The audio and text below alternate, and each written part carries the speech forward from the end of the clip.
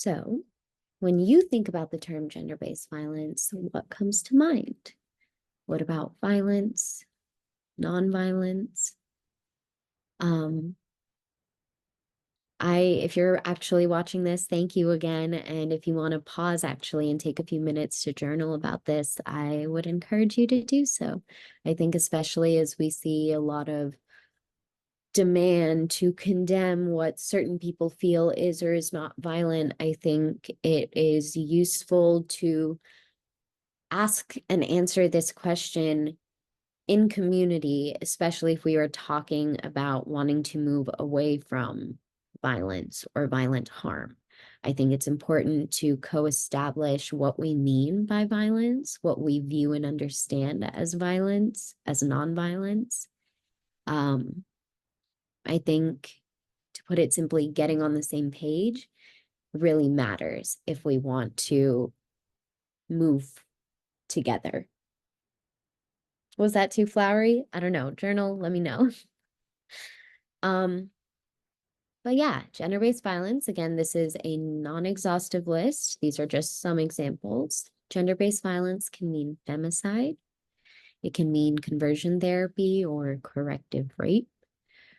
Various forms of transphobic violence. So transphobia, of course, but transmisogynoir, transandrophobia, transmisogyny.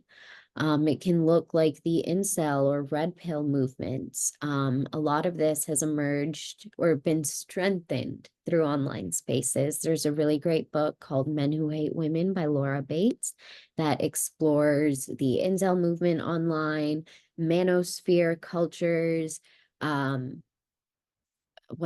pickup artists and men's rights activists, MRAs. Then there's all these subgroups. People might be familiar with incels, but there's all these, like, I had never thought, there are people who called wrist cells, and these are primarily cis-het white men, middle class and or wealthy, that feel they are not being sexually pursued because the circumference of their wrists are less than 6.5 inches.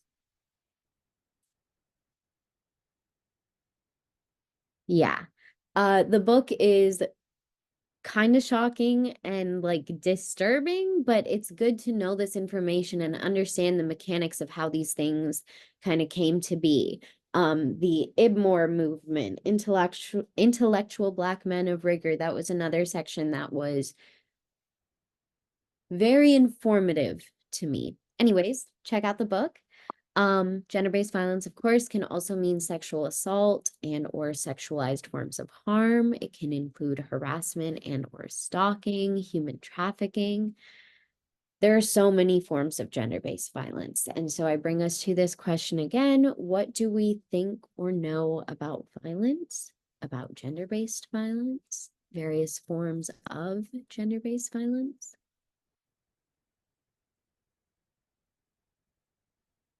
Yeah. That brings me to something shared and published by the Palestinian Feminist Collective on November 25th, 2023. They published a statement and really a call to action for all feminist co-strugglers and all peoples of conscience to stand in solidarity with and join the fight to shut down colonial feminism. What does that mean? Amongst other things, colonial feminism can broadly be understood as Western and or colonial discourses and policies that deploy the language of liberation, specifically of liberating women, to falsely justify invasion, genocide, militarized occupation, apartheid, resource extraction, labor exploitation, so much more. In the context of Palestine, colonial feminism depicts Palestinian women as helpless victims in need of saving from their own culture, society, religion, their relatives, while simultaneously also rendering them disposable, threatening, deserving of death, just casualties. That is a horrible and violent view to take, but it is what colonial feminism does. And it is part of the reason why that the Palestinian Feminist Collective is urging all of us to stand with them and take action towards abolishing colonial feminism. Because colonial feminism does not, it's not focused on safety or community. It is focused on repeating and just dressing up the harms of historical and ongoing violence. And I don't think any of us need to be interested in that. I'm getting a little too casual, but it is what it is.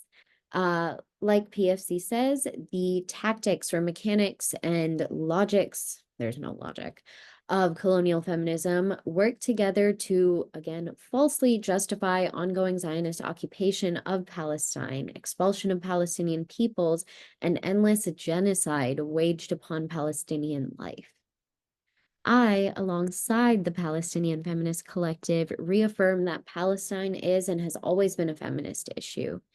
And I reassert that feminism is just, it's not compatible with colonial feminism or Zionism.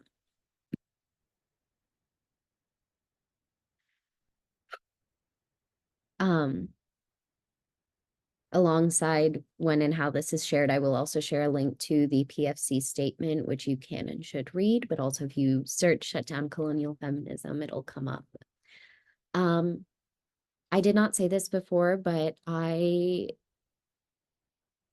was born and brought up on Turtle Island in California on unceded Ohlone territories.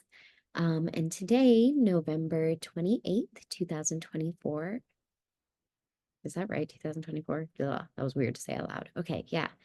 Today, in the country where I grew up, many people are celebrating American Thanksgiving, but the people I fuck with know that today is a day of mourning.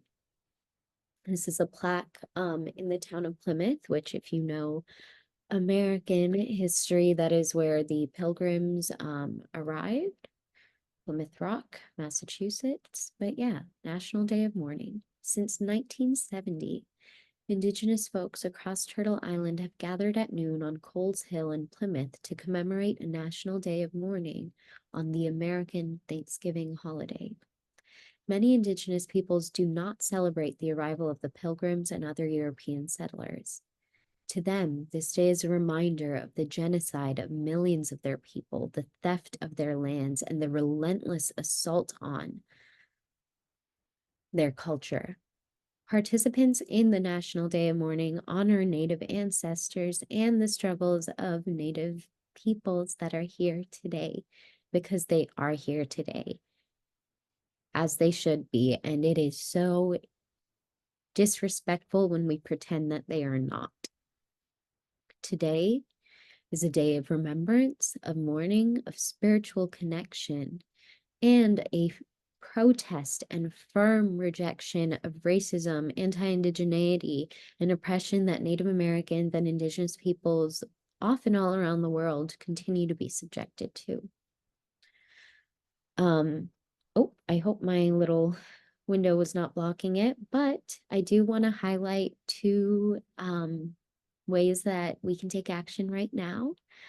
As I mentioned, I grew up in Ohlone territories, and one of the largest groups of Ohlone peoples today is the Confederated Villages of Least John, and I have had the immense privilege of learning from Karina Gold, who is currently the tribal chair of the Confederated Villages of Least John, a beloved educator, grandmother, family member. She is so many things. And she is also the founder of the Sigorate Land Rematriation Trust. Everyone from anywhere in the world, I believe, can donate to the Rematriate the Land Fund. There's a link here, which again, I will share and as part of resources shared alongside this little webinar.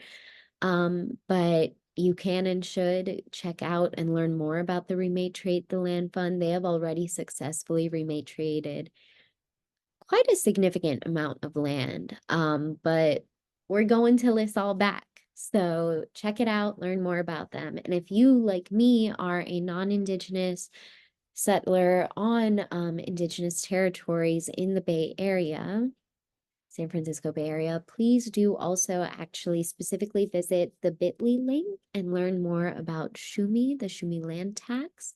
This is a voluntary annual contribution for non-Indigenous settlers. It is something that I have been able to contribute to since 2021 when I first learned of this from Karina Gold. Yeah, I'm just really lucky to get to be in community with and learn from so many incredible people. And so I encourage all of you to do that.